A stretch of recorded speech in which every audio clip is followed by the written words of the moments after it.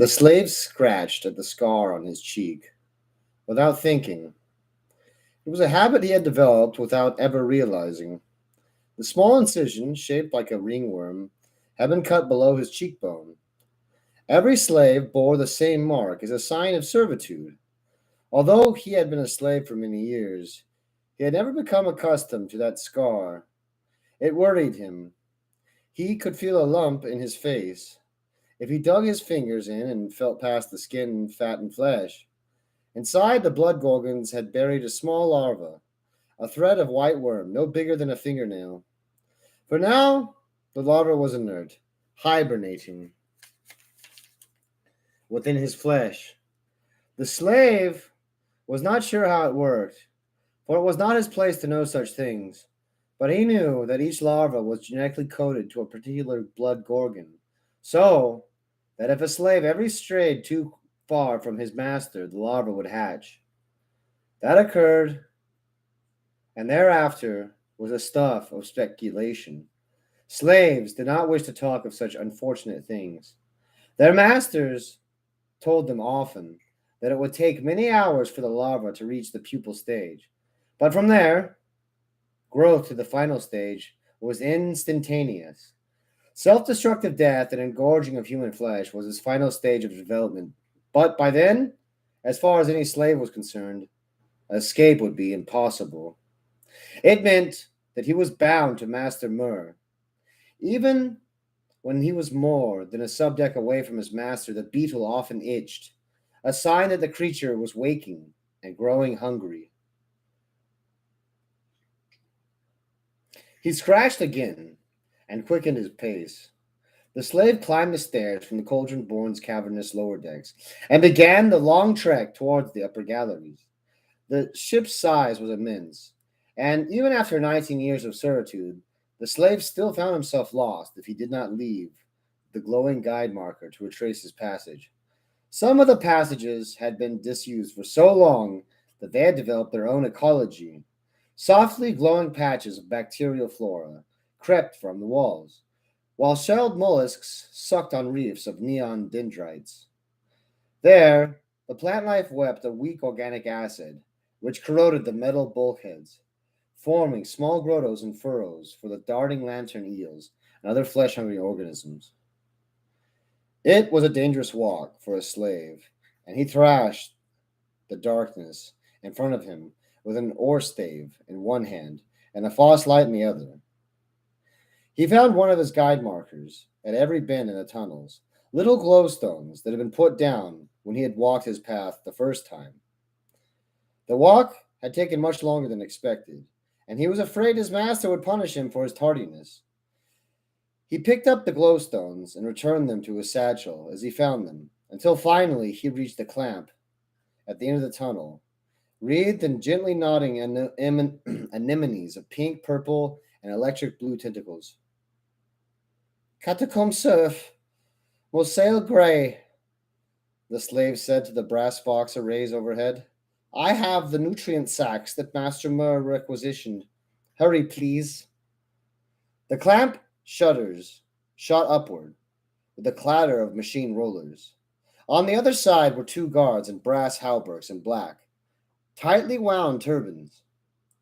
They too were slaves, and their cheeks were scarred by scarabs, but to Gray they were imposing nonetheless.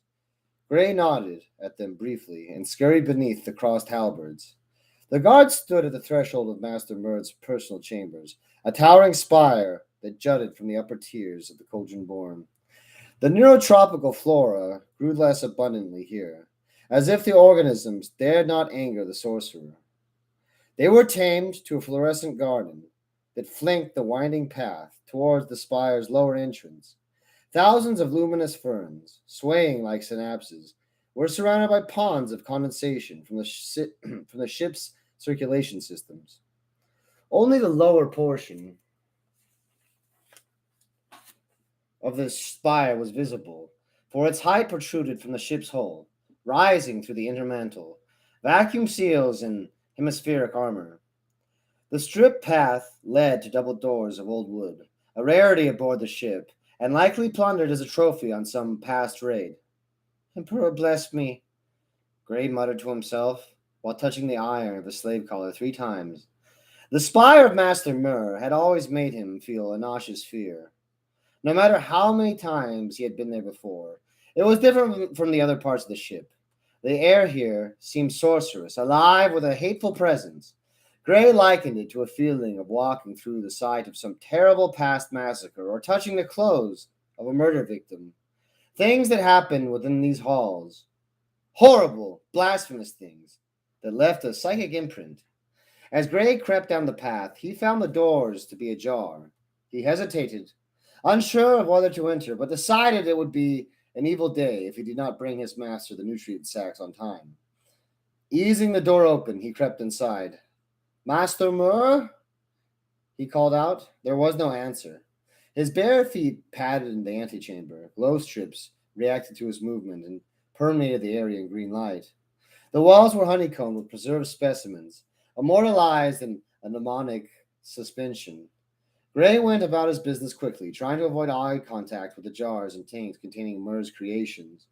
It was like a horror house Gray had visited in the traveling rural fairs when he had been a child, growing up in the tabland countries of Orlin. He made sure to scurry past an open display at the entrance to the west corridor. From afar, the display looked like the thespians, frozen mid-scene. Up close, they were taxidermied slaves, posed in sickening recreations from scenes and stages. Thankfully, their glass-eyed faces ignored him, their waxy skin frozen permanently in their rigid poses. Gray began to check all the chambers in the lower levels, working his way from the lower laboratories into the trophy galleries. There, glass display cases housed the relics Master Mur had collected on his campaigns: orcoid teeth, rusting blades, Eldar jewelry, pole arms, Xenos attire, and ceramics, all neatly labeled and well dusted. Yet, Master Mur was nowhere to be found. From these galleries, a spiraling staircase of black iron led to the upper levels, but Gray had never been up that far before. Briefly, he considered leaving the nutrition sacks at the base of the staircase for Master Mur to find, but he feared such a gesture would be seen as a sign of disrespect. In fact, many of the jarred experiments had been slaves who had shown Master Mur disrespect. He thought better of the idea and climbed the staircase. It was the first time he had been up this far, and frightened though he was, it was difficult not to be awed by the view. He stood in a circular observation deck. The heavy drapes had been pulled back, and beyond the void glass was a 360-degree view of the ship and of deep space. It was a never-ending darkness, an infinite deepness, interrupted by the fizz and pop of a billion stars, and a billion more. Thousands of kilometers away, a pillar of gas was ponderously exhaling, its plume resembling the head of a horse. Gray knew its unfathomable distance, yet it seemed to rise so close, almost eclipsing his vision. It felt as if a horse-headed god was peering into the tiny viewing glass of his interior. The void glass will need resurfacing and cleaning, Gray muttered to himself as he climbed higher up the staircase. He was talking to himself out of fear. Shaking his head, the slave began to climb to the top level. But that was when all the strips faded out. Gray almost dropped his satchel there and then. Startled, he fumbled to turn on his flashlight, but the bulb had fizzled out. It was strange, as he had made certain to place a fresh bulb into the handlight when he had set out. Shaking his head, Gray began to grope his way upwards, cautiously tapping the ground before him with the oar stave. The air was coarse with chill, and Gray became acutely aware that he was shivering. The loincloth and studded iron belt he wore afforded no warmth, and he wore nothing else, for his masters were wary of concealed weapons. He ran his hand along a wall panel and left a furrow in the hoarse frost there. Witchcraft, Gray moaned. He felt as if he were going to be sick. Gray had been a governor's aide before the blood Gorgons ransacked his world. His daily job had been receipt of aerial parcels and message wafers for the governor's chamber of commerce.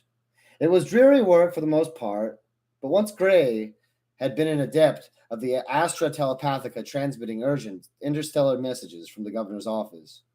The eyeless man had spoken and spooked him, and Gray had become withdrawn in his presence. showing more timidity than he would have liked. By the time the adept had finished his work, Gray remembered vividly the room that had become freezing when he'd spent considerable time mopping up the afterfrost. The adept had wet the parcel sleeves and frozen the ink in his typographer. He was shocked out of his thoughts as something brushed past him. Gray turned, but saw nothing, or rather, could see nothing. It had been astonishingly quick, like a brisk tug of his clothes. Master Murr? He climbed the next few levels slowly, calling for his master the entire way. The air grew colder. He almost lost the skin of his left palm when he placed it on the handrails. Master? At the upper atrium, Gray froze. He heard voices. Master Murr was talking to someone. Not daring to interrupt, Gray crept to a standstill at the top of the stairs, glad he was hidden within the shadow. He stood within the folds of the curtain with his eyes fixed firmly on the floor. In the periphery of his vision, Gray could see the atrium was bathed in a green light. A forest of black curtains as tall as trees hung from the ceiling. Beyond that, he could see nothing else. Then it is done. The ambush was clean, and the Dark Eldar performed excellently. Gamadin is dead. That is a good start, Mur, and we need better assurance, said a voice Gray did not recognize. Only a start, Mur asked. The crow has begun sowing of Hot's Basik. Plague and famine, Mur. You've promised plague and famine for so long. Gray tried not to listen. He even blocked his ears. These were things his slave had no right to know. He was sure of it. The crow will maintain his side of the bargain, Mur retorted. He needs our hand in this, as much as we need his. And what of Sabta? The voice inquired. I will kill Sabta myself, Mur answered. Gray squeezed his eyes together and held his breath. Most of what he heard he did not understand, but there were glimpses of things that he should not be hearing. Who else knows about this? Asked the voice behind the curtains. Mur cleared his throat.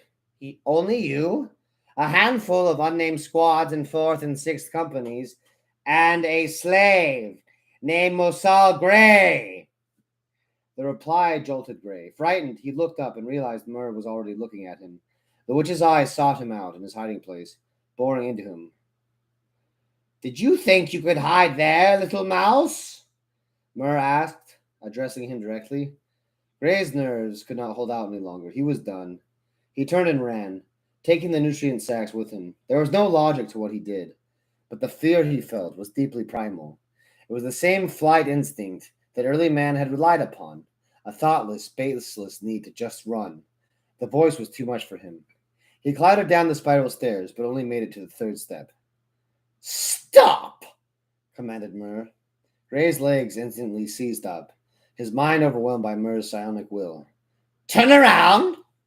Jerked into a marionette, Gray spun around, without consciously doing so. He saw Mur rise to the ground, utterly naked except for his mask. A grotesque mass of scars ridged the muscles of Mur's abdomen, long and thin like the deft cuts of a razor. Gray wanted to scream, but he no longer had control of his own body. Mur hovered over Gray with his towering stature and studied the slave.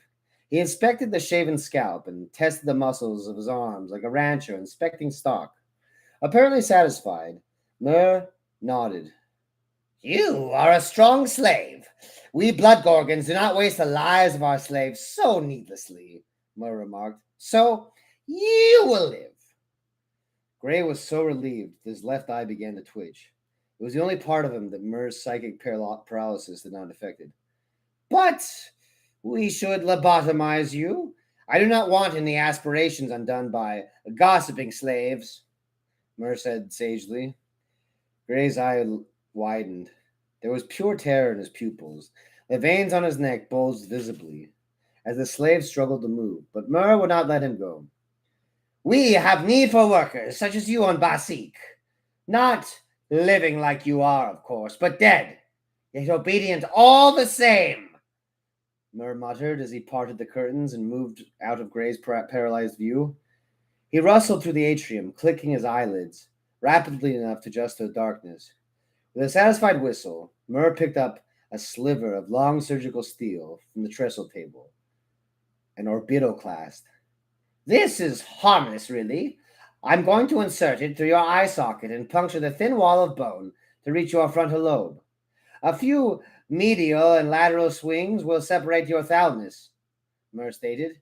You will not feel much after that. 900 traitor Marines in Congress was unsettling.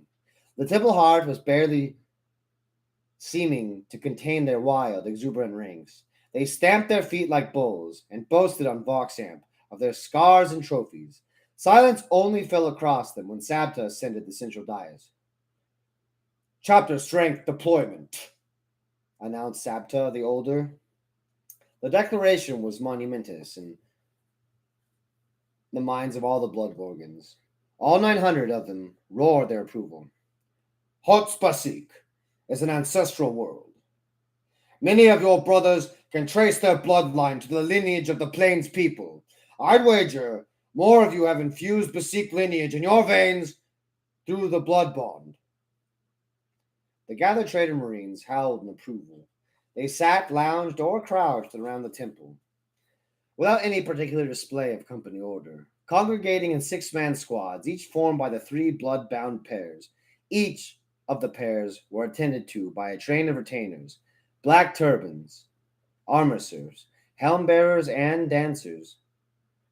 With Gamadan's death, there is a void in the rulership, says Captain Hesleth, his deep metallic bass voice. Until such a time as a warrior will be chosen to reign, I pledge my wardenship of my company to your hands. Whoever else may do so is not of my concern, for now my swordsmen are yours. Hezrith the Cruel, captain of First Company, was an embodiment of the Blood Gorgons chapter. Wild and boisterous, he was a violent thing. When he laughed, and he did so often, the humor behind it was black and bitter, yet genuinely mirthful. His face had been melted by fire, and his cheek pockmarked with bullet scars. Hazrath bore them like laurels of honor, for his men feared him, and the gods favored him well. A tortoise-like shell had solidified around his shoulders and power-packed like a hunchback mound of bone, a powerful sign of demonic favor. The shell ended in a short, muscular tail that sprouted from the base of Hazrath's spine and ended in a knot of fibrous growth, so monstrously thick-framed that he resembled a dreadnought. Hazrath had his club tail swept low to balance his ponderous steps. Hazareth, your words stir this old heart, said Sabta. The verbal dance was almost theatrical, more of a symbolic gesture than any meaningful exchange. Despite their piratical nature, the Blood Gorgons were traditionalists at heart, and Sabta was a piece of their long history. To the assembly, Sabta was the old gray ringwolf that they had always known. He was carefully presented in his Mark II Crusade armor, the articulated hoops of relic lending an impressive bulk to his already broad girth. Most impressive was his beard, a tiered cascade of uniform ringlets that reached to the bottom of his chest guard, black and well oiled. There was no doubt that Sabta was venerable, but more than that, he would ensure the proper functioning of the chapter beyond the death of Gamadin. Full chapter strength deployment, Sabta repeated. Well, understand this. I know there are those of you who do not support my custodial rule of my fellow brothers. Sabta paused to let the statement sink in. There was an uncomfortable silence from the assembled blood Gorgons. Amongst them, there were younger squads who showed fealty to the witch psyker Mur. Others still gave tacit support to the rogue captains, who were rumored to harbor aspirations of championship. It would be a volatile time for the chapter. This is not the time for petty conflict and spiteful loyalties, Sabta continued. An unknown threat has chosen Hotspasik as a target. Whatever is making our world their playground will soon have 900 blood gorgons crashing down on their ears. This will be a good fight. One that will be remembered as the ancients remember the massacre at Doonfall. Hazrith barked hungrily at the thought, a loud, warmongering belch issuing from his valve amplifiers. They all cheered, stamping their traction boots in a deep raft of applause. That will not be happening, declared a Siamp voice. They turned to see Myrrh, descending the stairs to the pit of the temple heart. His long black hair was slightly wild, and his eyes were still milky with the aftergleam of recent psychic strain. This will not be happening, Myrrh repeated. Gamadin has entrusted the chapter to me. I will not deploy my chapter blindly to an unknown threat. Certainly, you do not mean to commit and risk all of us to save some nullus world of primitives? Myrrh asked as he reached the assembly.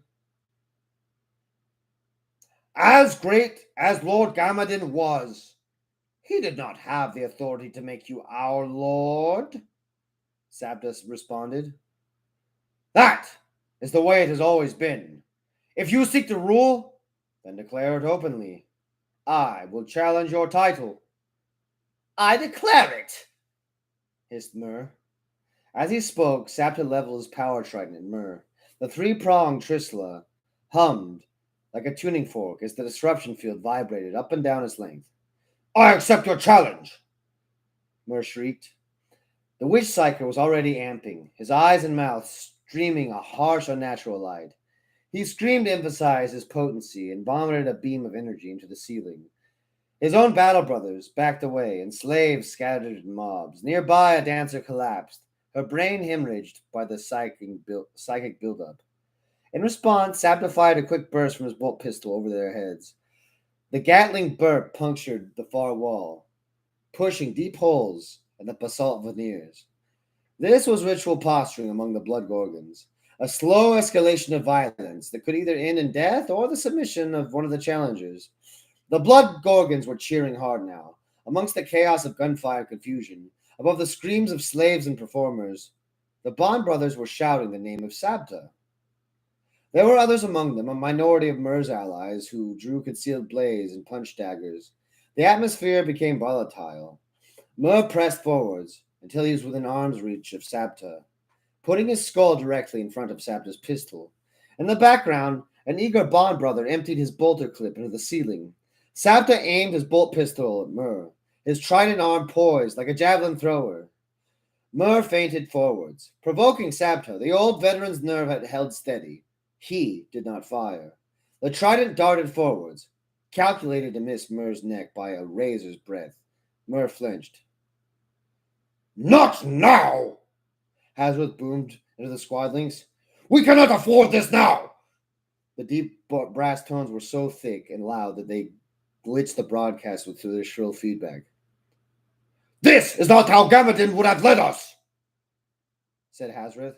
Is this leadership? To divide the chapter when our ancestral grounds are threatened? Ancestors? Basik is nothing more than a harvesting ground for gene stock. We can find others, Myrrh said dismissively. You are a petulant child, said Sabta, his trident still rearing. Where is your pride? I'm a realist. We don't need to risk ourselves at the summons of some distant, half-remembered populace, Myrrh responded. Sabta looked disgusted, as if Myrrh was speaking about something entirely different. This is not about that. Someone has touched my chattel and my property. We don't turn a blind eye. We hit them with the weight of our entire arsenal and inject the fear of angry gods into them.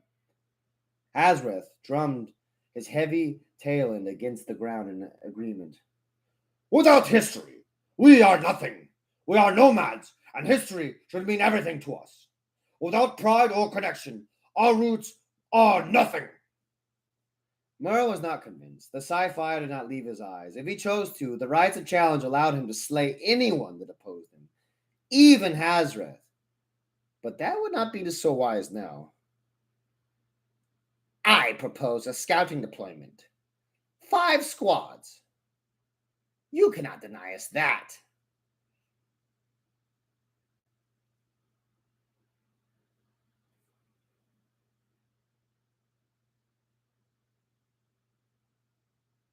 The Cauldron Born prepared for warp jump at first cycle. The reclamation of Hatspasik was underway. The coven summoned Yatsugi for his blessing.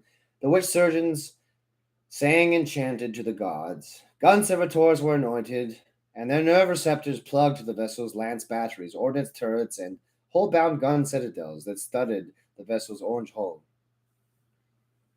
The floating fortress shifted on its gravitational axis as its warp drives gathered power. Even in the expanse of space, the Space Hulk was a leviathan.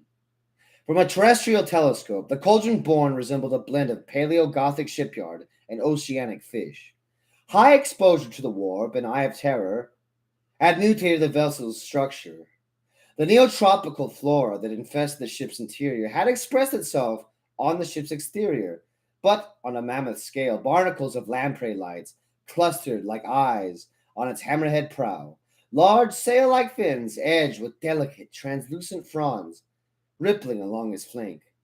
Muscular ridges and weeping fungal colonies contrasted with the architecture on its hull. It entered the warp seas slowly, laterally decompressing a void into the fabric of the materium. It sent ripples of gas flowing outwards and disturbed the orbit of minor asteroids and moons. Then, with a final trembling burst of its engines, the warp sea swallowed the fish whole.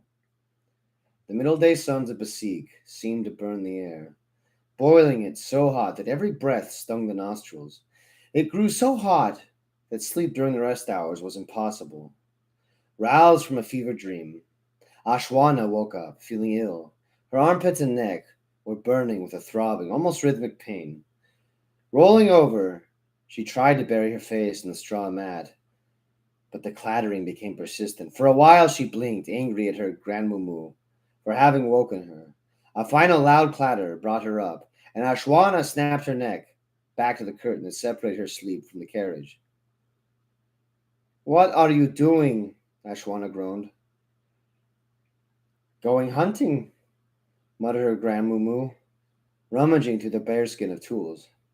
Eeh! We've been talking about this. It's been too dangerous, Ashwana whispered.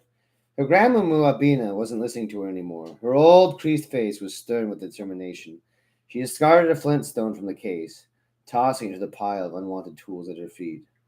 Ashwana tried to stand up, but she was too weak, and the head rush brought her back down to her haunches. Don't go, she pleaded. You've not eaten in 2 days, scolded Mumu Abina. Braced between her stout legs, a recurved bow was strung. The bow had once belonged to Ashwana's father, and it was a beautiful piece. It had an accentuated curvature, and was detailed in the rigid horn of a caprid. 4 years it had resided unstrung in the barkskin tool chest. Mumu, I'm not even hungry, said Ashwana. She was telling the truth. She could barely sip on water without nausea. The sickness had caught her swiftly, and it had the rest of her kinship. 3 weeks had passed. The hunter Bulgano had been the first to catch the illness upon his return from a hunting trip in the central craters. In that time, it had spread, and almost all the kin complained of fevers, pains, and insomnia. Within days, the kinship had its first death. It had spread from there.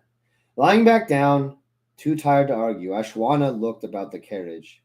The rusting iron walls, the mesh ceiling, the familiar plastic curtains. It was a small space, a mere cubicle within the road train of their kinship. She could not remember how long they had been camped. They had moved with their nomadic road trains, the relics of early prospectors. Many of them had working gas engines that were thousands of years old, retained and cared for by the shamans. The engines failed often, and they camped until the shamans could coax life back to the valves and pistons that were beyond her understanding. She could not remember how long they had been camped there.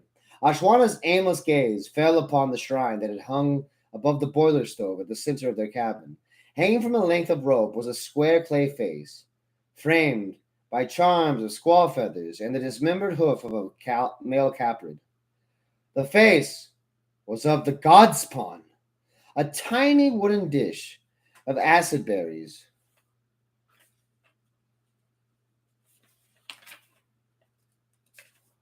And gourds was placed beneath it as an offering.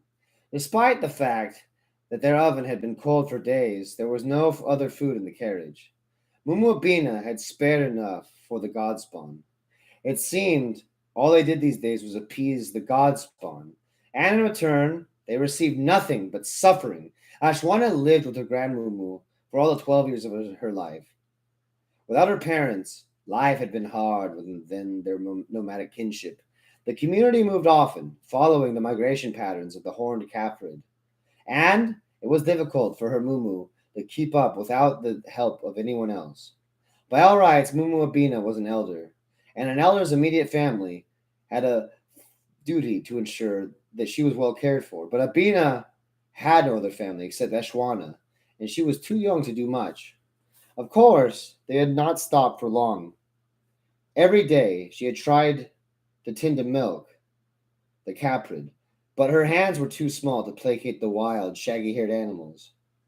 She tried to gather sticks for the communal fires, but she had not been strong enough to carry the enormous bales on her head like the other women.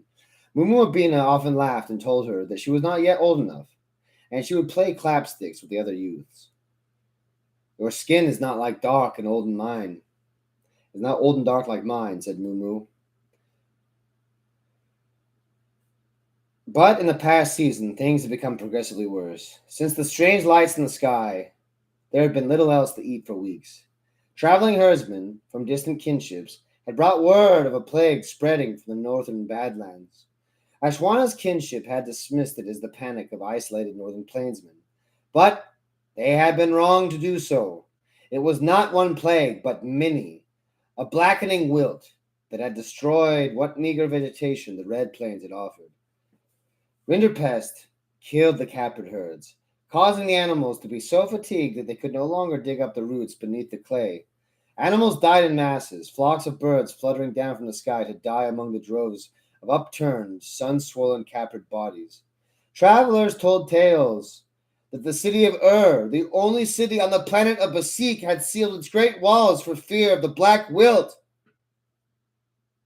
But that did not matter to Ashwana.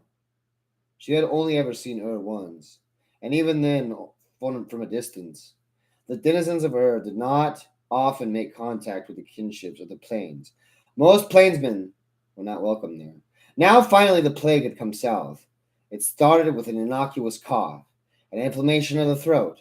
From there, like the others, Ashwana developed a persistent fever and painful swelling in her neck and underarms. Some languished for weeks, while others began to die in a matter of days. But it was no merciful death. The sick slowly lost their memory, their eyes becoming dull and their minds deteriorating. There seemed to be no cure, and even the medicine men were helpless. White stunt grass did nothing to alleviate the pains that were even brewing, and gecko skin and sunberries only brought temporary relief from the joint pain. Ashwana still hoped that her sickness was not the plague, but a simple condition brought about by weeks of malnutrition. It was a forlorn hope, as the buboes in her neck suggested otherwise.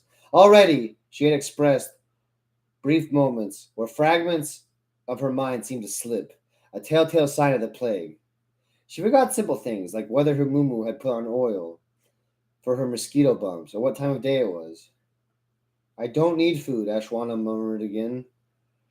Grandmamu shook her head, the tightly beaded coils of her white hair rattling. Some roast talon squaw, she suggested, or maybe bush tail soup. It wouldn't matter. I would die soon, Ashwana said. The words hung in the air. The bar of honeyed sun shone through the roof hatch, holding tiny motes of dust in suspension. Neither said anything else, and Ashwana immediately closed her eyes and wished she'd never let the words out. You'll be better, my little Doomy, said her grandmother finally. She swung the bow over her shoulder and secured a quiver of long arrows across her hip. Mumuabina put on a brave face, the same stern face she used when Ashwana refused to drink her bitter bark soup. This will pass soon, she said soothingly. Overwhelmed by fatigue, Ashwana rolled over. She couldn't remember what they'd been talking about. It seemed that there was dark patches in her memory for the past several hours, perhaps even days. Watching with hooded eyes, Ashwana saw her grandmumu step outside the carriage into the white sunlight outside, a bow across her back and a pail in her hands. Try as she might, Ashwana did not know where her grandmumu was going or why. Grandmumu Abina left the camp at the base of the crater-like cirque and climbed the highlands with suns at her back. Before her lay endless longitudinal sand dunes, interspersed with shining white salt lakes. Chenopods and salt-tolerant arachissids dominated the fringes of the basins. Despite her age, she was surprisingly nimble, and her old legs carried her well. She crossed the dry remains of a creek, remembering that just 2 seasons past, broods of Boragona, with their long fleshy tails and webbed feet, had basked in the shallow waters. It seemed that even before the plague, the climate was becoming harsher and more untenable. Or had it always been so? She was old now, and she could not remember better times and more glorious days. The plainsmen of Basik had always been a hardy people, and there had been times in her youth, during the harshest season of fume, when her kinship would scrape the bark from the fisher trees. The bitter bark boiled into soup so that its numbing qualities could dull the hunger pains, nothing more. Even then, life had been good. She had been allowed to ride talon squalls and help muster the caprid droves, drink from the communal water jug, and sleep on the ground when it rained. Abina could not remember anything as bad as this before. The plague had taken so many of the kinship, and already some were whispering that the world would end. It was not a life she had wanted for her children's children. She left the creek and began to cross the great northern plains. Although there were no roads, she navigated a thin track of ridgeline through the clay desert. Such ancient tracks had been made during seismic surveys for gas and fuel deposits by early colonists, or so the tales went. After several hours of walking and a short water rest in between, she approached a familiar place. She was in the territory of Nullarbor, a neighboring kinship. During the cooler seasons, the Zosha and Nullarbor had feasted together and performed their traditional dances to celebrate the defeat of the double-headed eagle by the god Spawn, as the sons of Swelter were eclipsed by a red gas giant, marking a twilight and celebration that lasted for an entire lunar cycle. Perhaps they would have known of fertile gorges in the region, or even of karst caves with edible rotunda. Better yet, Abina hoped that despite the famine, the kinship would honor their ties and perhaps spare her a cup of fermented milk for Ashwana. Through the haze of noon dust, she could recognize the distinctive silver of long carriages, the road trains, mechanical beasts from a lost age of mining, were drawn like protective wagons in a circle around the settlement, a rusting bulk of segmented carriages protecting the tents and lean-tos that clung to their bellies from wind and sandstorm. In all, Abina remembered the Nullarbor as a generous but poor kinship. They did not own many herds of caprid, but their road trains were in disrepair, their engines temperamental after 60 centuries of maintenance. They owned only early prospector models with loud engines and noisy wide gauge tracks.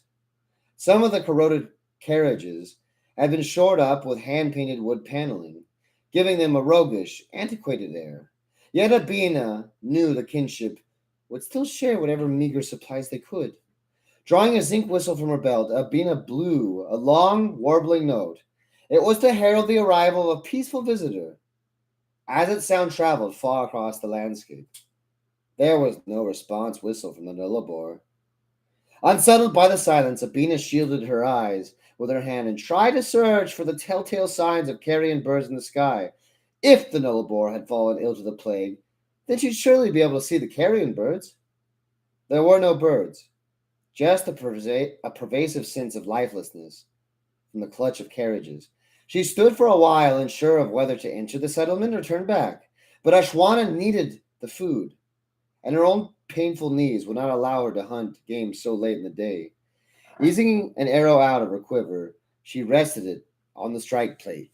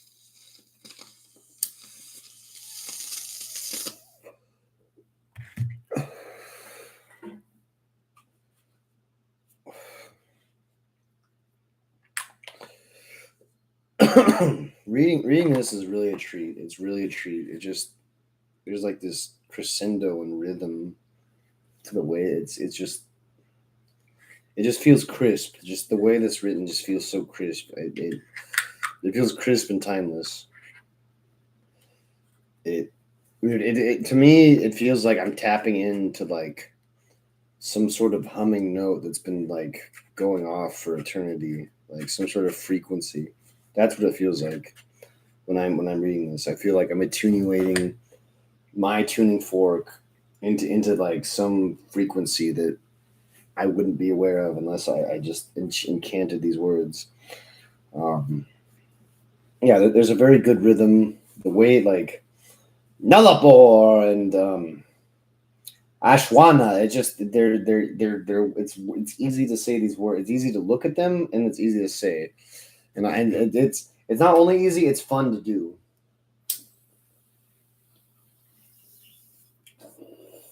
So without further ado, let's look at the play of the Nullarbor.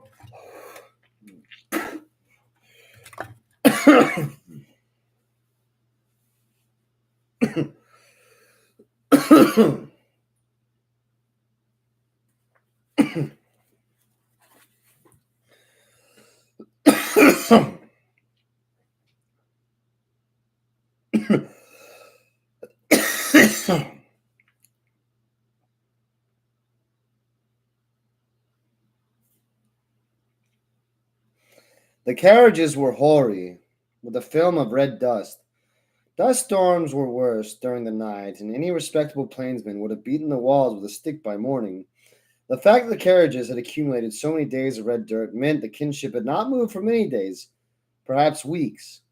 As the notion slowly crept into her mind, Abina suddenly became aware that all the Nullarbor could have perished. I do not want to harm you, restless spirits. Do not harm me, she chanted under her breath as she stepped towards the nearest carriage.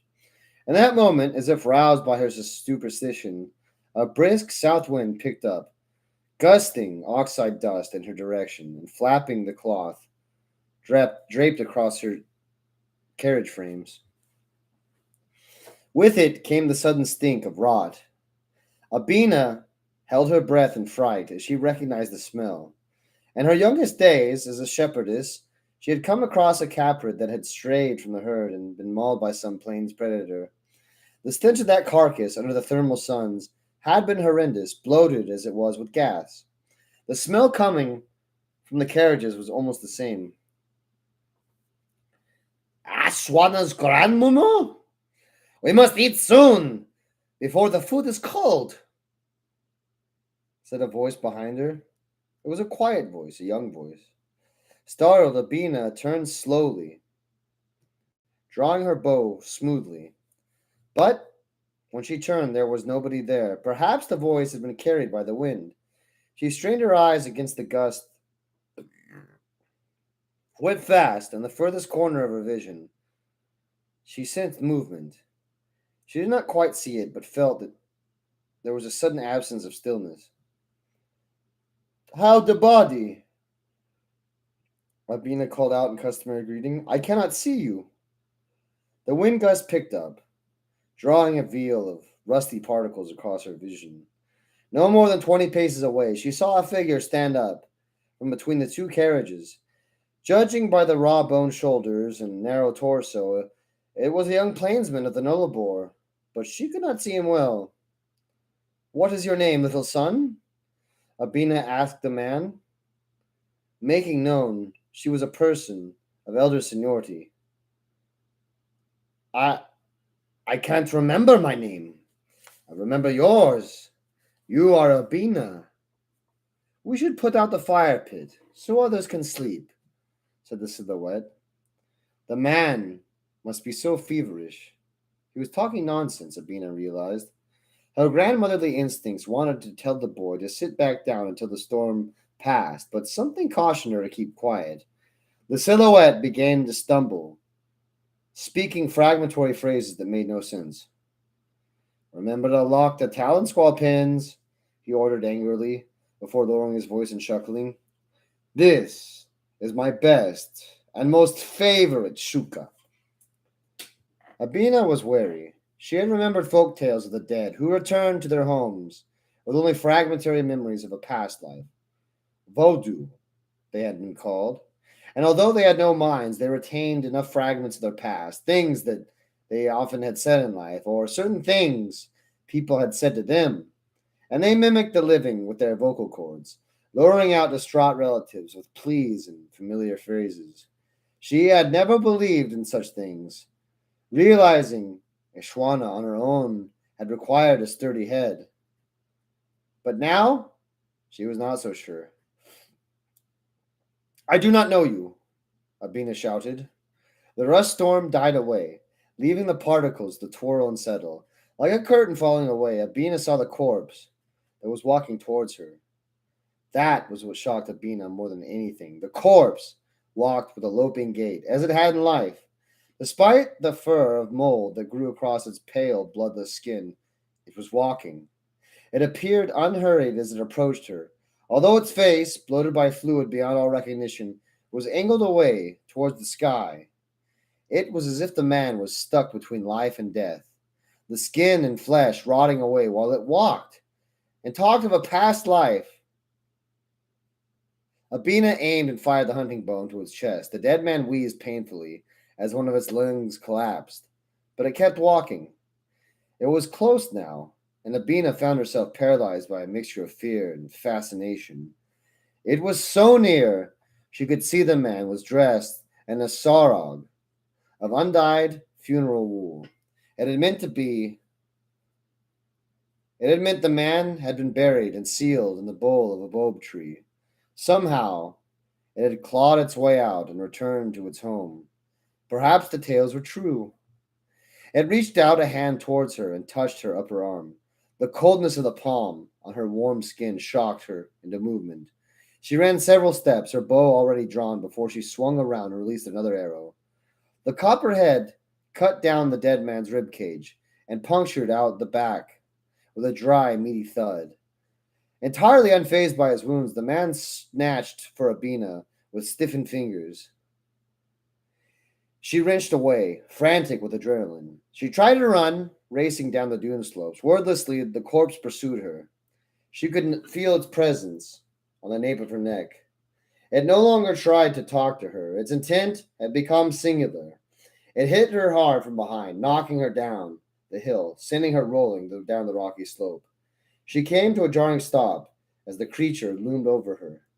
As it reached down to seize her, Abina thought about Ashwana, lying in her hut alone. How long would it be before these ghosts came for her?